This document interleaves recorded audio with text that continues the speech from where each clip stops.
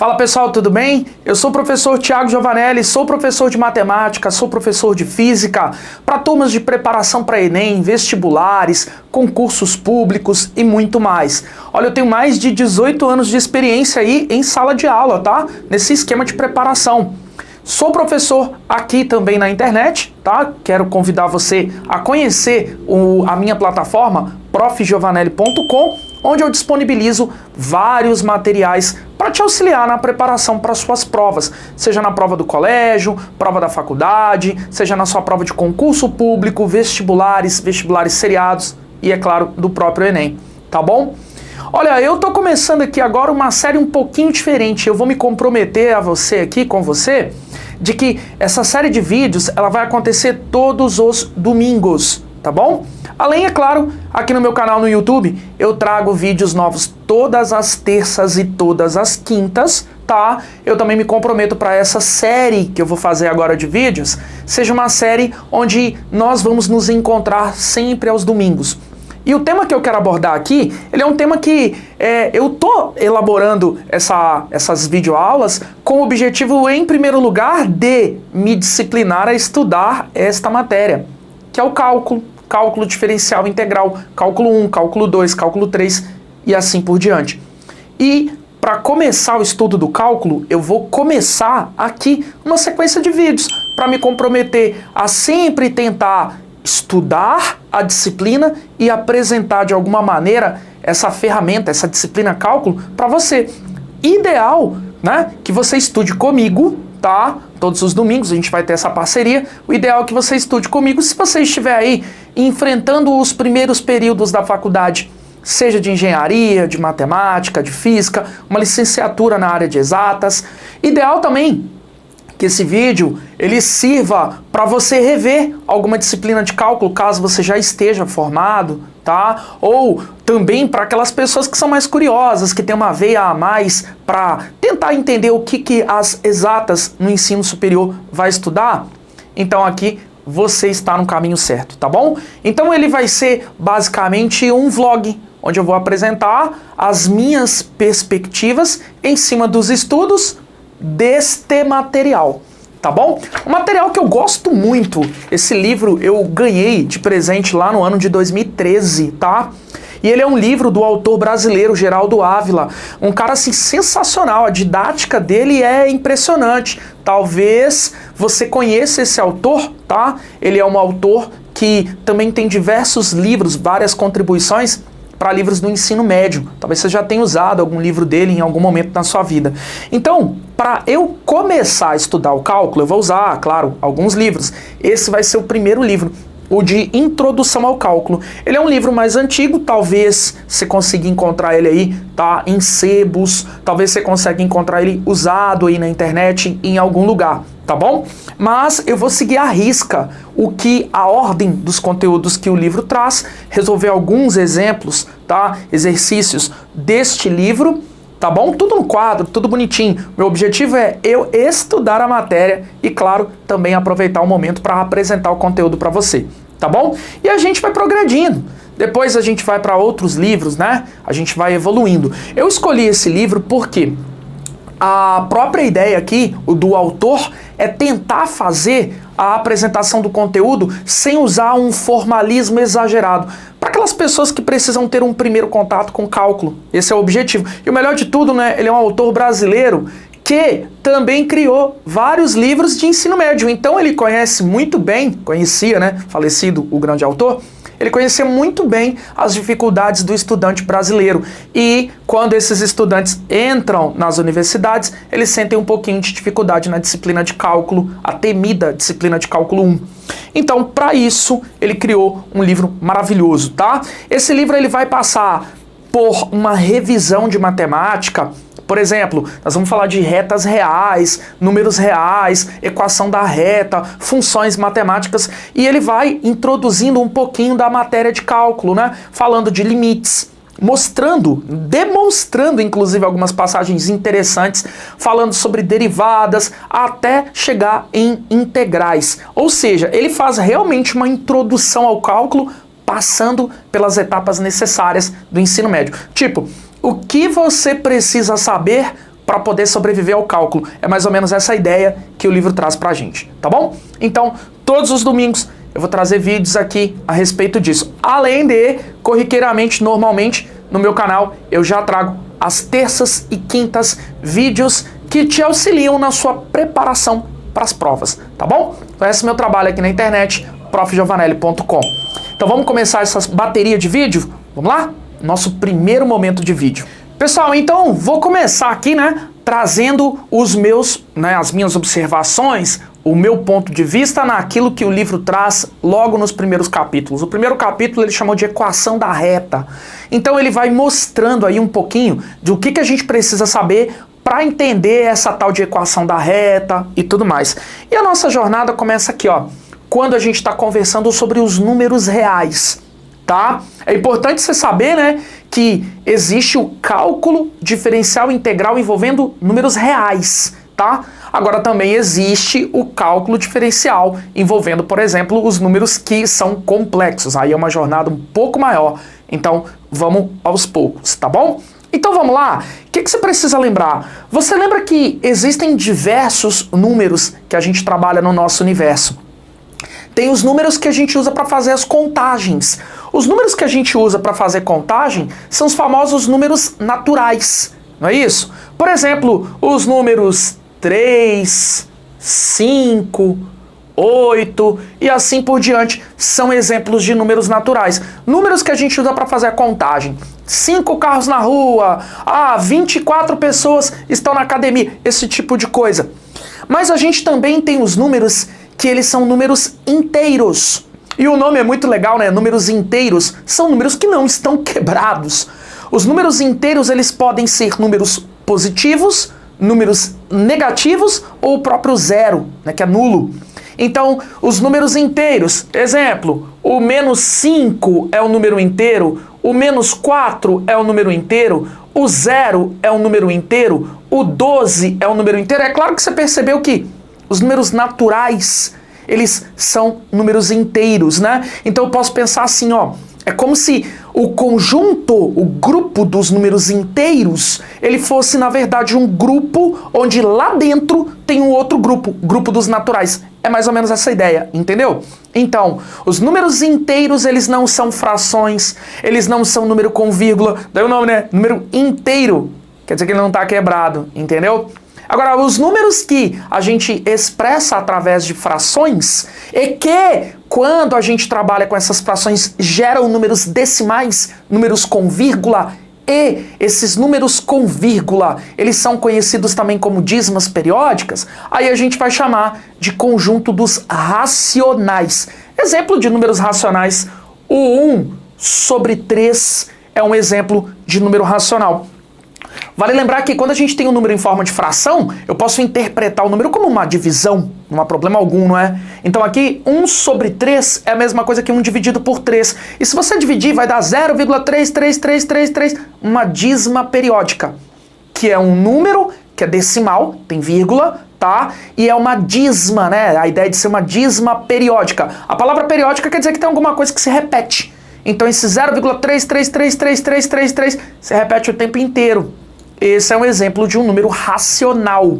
Olha que legal. Então, outro exemplo de um número racional, o 5 sobre 4. 5 sobre 4, se você dividir, vai dar 1,25, tá? Aí não é um número que é uma dízima periódica, mas é um número decimal, pode ser expresso na forma de uma fração, então a gente vai classificar como número racional. Vale lembrar também que os números negativos também, que a gente pode expressar em forma de fração, são números racionais, tá? Então, menos 3 sobre 2 ou menos 3 sobre 2, Ou, perdão, menos 3 meios, tá? Ele é um número do tipo racional, tá bom? Agora, repara que eu também posso dizer que o número 5, ele é um número racional, ou seja, o número natural, que é um número inteiro, também é um número racional. Legal? E esse número racional eu expresso assim, 5. Mas você concorda comigo que o 5, ele é algo que eu posso representar na fração? Se eu posso representar em fração, é racional. Coloca umzinho aqui embaixo, professor. Pronto. Então, este é um número racional. Se eu consigo representar em forma de fração, é um número racional. Ah, Giovanelli, então, esse aqui, ó, menos 2,5 sobre 3, também é um número racional, né? Olha, presta atenção. Primeiramente, do jeito como eu expressei, ele não se encaixa na definição de racional. Porque a definição de racional, a primeira parte diz que o número tem que ser expresso em forma de fração, só que em cima deve ser um número inteiro. A partezinha de cima, né, da fração, que a gente chama de numerador, ela deve ser obrigatoriamente um número inteiro. Olha, menos 2,5 tá quebrado, né? Então já caguei tudo, expressei o número da forma errada. Legal? Agora, outra definição importante é que todo número que é racional, além de, em cima, numerador, ser um número inteiro, embaixo, o denominador, ele tem que ser diferente de zero. Aqui atende, ok? Mas ele já cagou pelo fato de, em cima, eu estar representando como um número que é um número do tipo... Perdão, o número que é do tipo quebrado e não inteiro.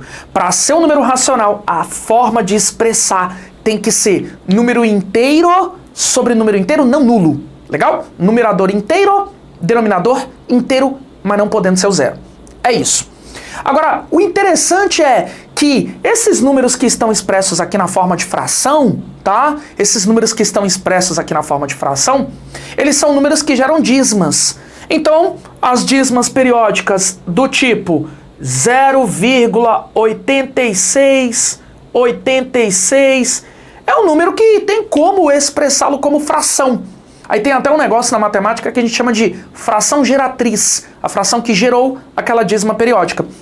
Então nota que isso aqui é um número é um número racional. Por quê? Porque ele pode ser expresso em forma de uma fração. Olha que interessante. Repara por que ele se chama dízima periódica. Dízima, né, tem a ver com 10, né, número decimal. Ok. Periódica porque tem parte repetitiva. E você identifica essa parte repetitiva, que a gente chama de período, tá? Geralmente, você vai ver a repetição dos dígitos dando a entender o que vem depois deles, né? Ah, aqui está se repetindo o 8 e o 6, o 8 e o 6. Então deve ser a parte periódica, sempre repetitiva, 8 e o 6. Isso são exemplos de números racionais. Agora tem números que, por incrível que pareça, são números que são infinitos. Olha que louco. E eles são números que não são dízimas periódicas. Eles não são repetitivos. Acho que o mais famoso de todos os números que não se repete é o tal do π. Uai, professor, já aprendi que π é o 3,14. Não, pois é. Ele não é só isso não, tá? Ele é um número que tem infinitas casas decimais, quanto você quiser.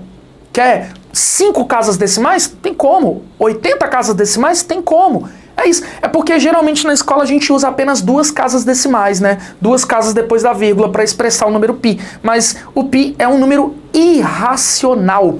Ele não pode ser expresso na forma de uma fração. Ele não pode ser expresso na forma como um número racional. Daí eu vou chamar de número irracional. Louco, né? Pois é.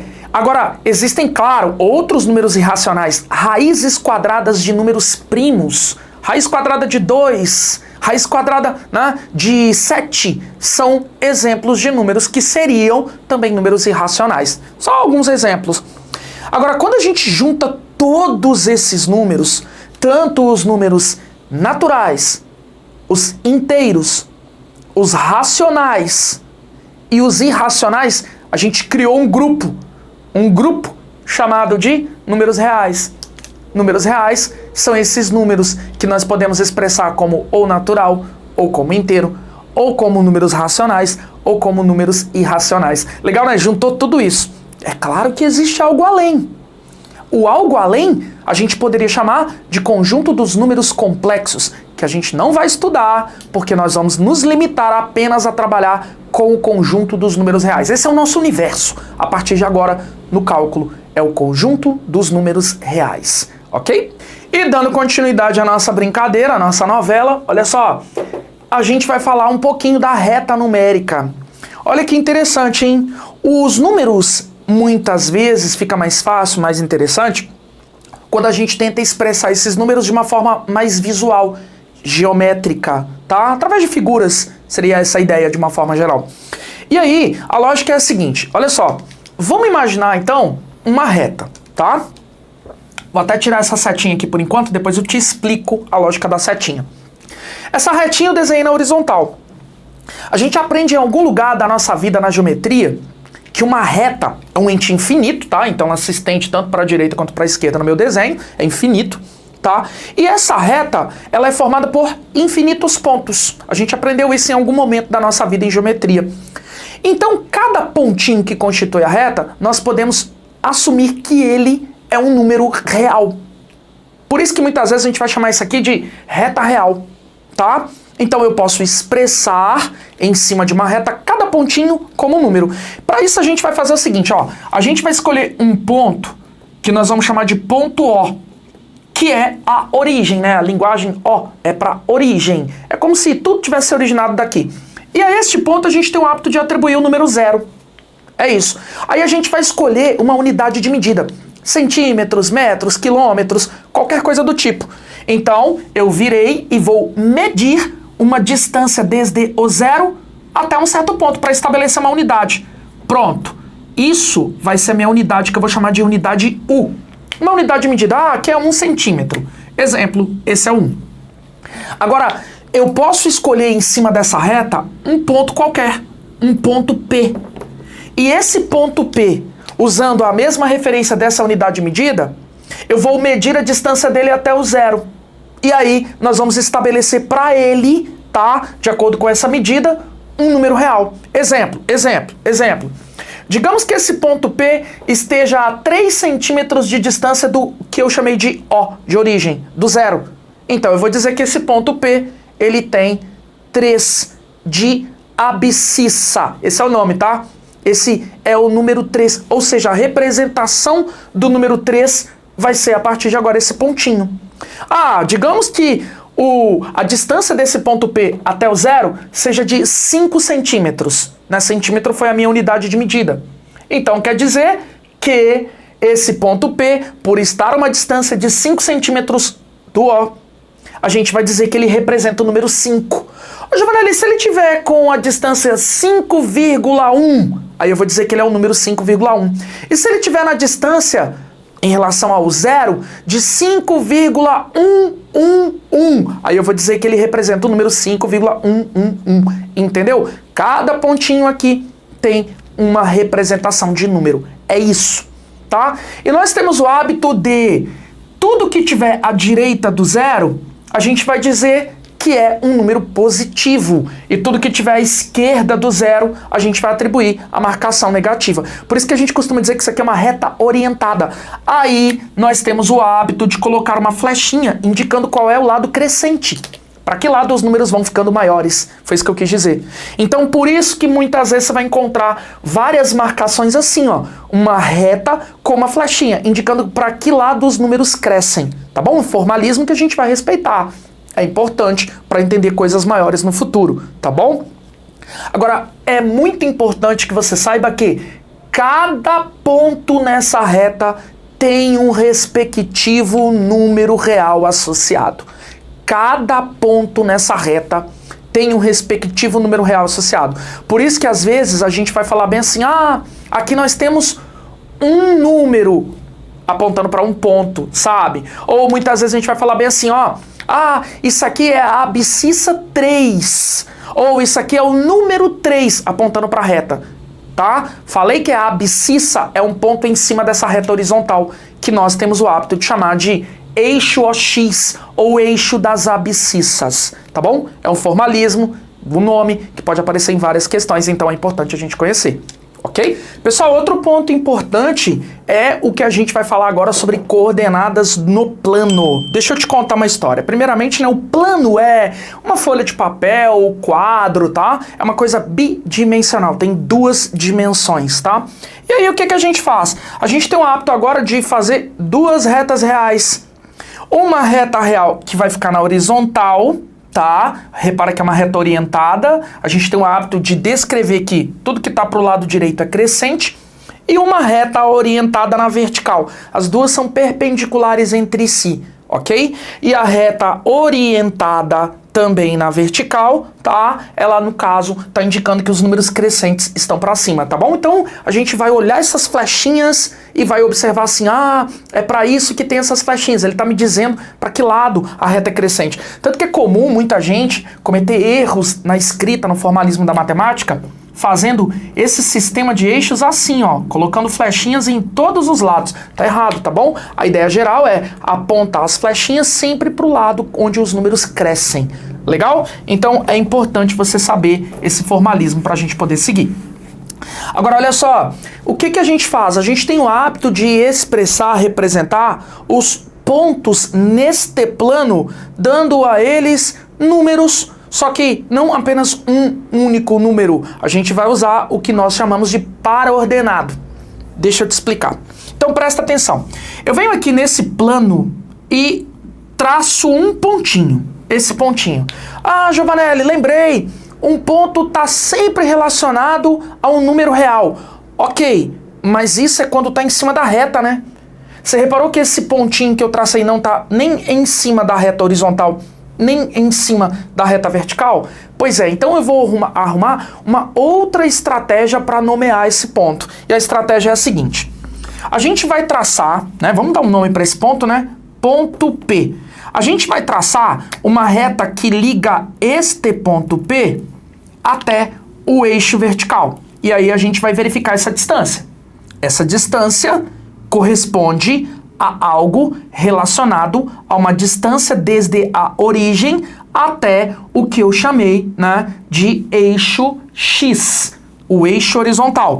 Vamos nomear isso aqui como eixo X, claro, e o de cima como eixo Y. Agora voltando. Então, meu ponto P, o que eu fiz? Liguei uma reta, claro, perpendicular 90 graus ao nosso eixo OY, legal? E essa retinha, ela tem uma distância. Ela tem um tamanho, um comprimento, 3, 4, 500, não sei. Mas esse comprimento tem tudo a ver com a distância desde o ponto O até um número real em cima do eixo X. A mesma lógica eu vou fazer, ó, traçando uma reta que liga o ponto P até um certo ponto aqui, tá? E eu meço essa distância. Ao medir a distância, nós vamos acabar percebendo que nós temos uma distância desde a origem até um certo número real em cima do eixo Y. Legal? Por isso que eu posso atribuir para esse ponto P uma informação numérica do eixo X e uma informação numérica do eixo Y, ok? Então, por exemplo, ó, eu vejo que esse ponto P, ele está relacionado a uma distância, que é uma distância, vou inventar, hein? 3 em relação à origem até o pontinho X, tá? E eu observo que esse cara tem uma distância de 4 desde o pontinho até a origem comparado ao Y. Então, eu vou dizer que ele tem um valor de X e um valor de Y associado. Aí a gente chama de par ordenado. Par porque são dois, né? Ordenado porque a ordem é importante, tá? Ordenado porque a ordem é importante. E sempre que a gente quer estabelecer ordem na matemática, existem sinais para expressar ordem. Por exemplo, os parênteses. Não é à toa que às vezes você pega uma equaçãozinha para resolver, uma expressão numérica, e aí tem uma regrinha que a gente fala, olha, nas expressões numéricas, primeiro a gente começa pelo parênteses, depois pelo colchete, depois pela... Não tem isso? Então, os parênteses, eles têm um significado de ordem. Ele quer dizer, é por ali que a gente vai começar. Foi isso que eu quis dizer. Então, a lógica é, eu tenho aqui um par ordenado. E nesse par, é importante você saber que o primeiro elemento sempre vai fazer referência a X. E o segundo sempre vai fazer referência a Y, tá? É uma regra, sempre assim. O X, a gente tem o hábito de chamar de abscissa, e o Y a gente tem o hábito de chamar de ordenada. Aí a gente fala que essas são as coordenadas do ponto P. Professor Giovanelli, quais são as coordenadas do ponto P? Aí você fala a abscissa e depois a ordenada. Legal? Então, este ponto P, ele tem essa representação. Agora, presta atenção nesse exemplo para você ver que é interessante. Aqui eu tracei alguns pontos nesse plano, ó. Deixa eu reforçar aqui, ó.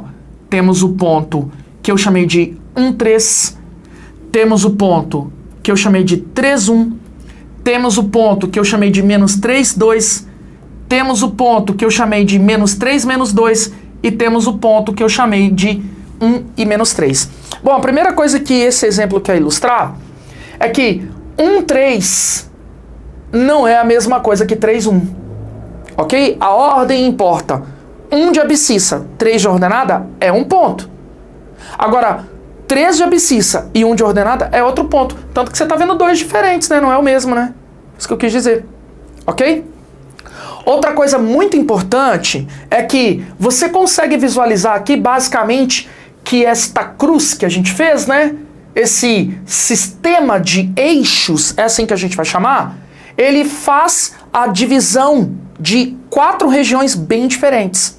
A gente tem uma região onde eu vou encontrar tanto o número de x quanto o número de y sendo positivos. E a gente chama essa região de primeiro quadrante. Tá bom? Agora, repara que eu tenho uma região onde a abscissa é um número negativo e a ordenada é um número positivo. Essa região a gente chama de segundo quadrante. Tá? Então, repara que eu parto do primeiro quadrante, onde tudo é positivo, ó, e para chegar no segundo quadrante, eu estou fazendo um movimento no sentido contra o dos ponteiros do relógio, tá bom? Agora, esse é o lugar onde eu tenho os elementos sempre negativos. Aí a gente vai chamar de terceiro quadrante. O legal é que os quadrantes ímpares, o primeiro e o terceiro, né, ímpares, eles são quadrantes onde a abscissa e a ordenada tem sempre os mesmos sinais matemáticos. Legal, né? Agora, repara comigo que a nossa última região é a região do quarto quadrante. A região do quarto quadrante é a região onde eu tenho a abscissa positiva e a ordenada negativa. Repara que os quadrantes pares, segundo e quarto, né, a gente tem sinais matemáticos diferentes para abscissa e ordenada. Interessante isso, né? Galera, olha, esse é o vídeo número 1. A gente ainda está trabalhando com a parte introdutória, né, do cálculo. Você vê que é bem legal. A gente está cumprindo o livro bonitinho. Eu vou aguardar você no nosso próximo encontro, tá? Próximo domingo, a gente vai trazer a continuação deste tema. Legal? Continua comigo nessa sequência de vídeos para a gente aprender juntos um pouquinho das ferramentas do cálculo. Valeu!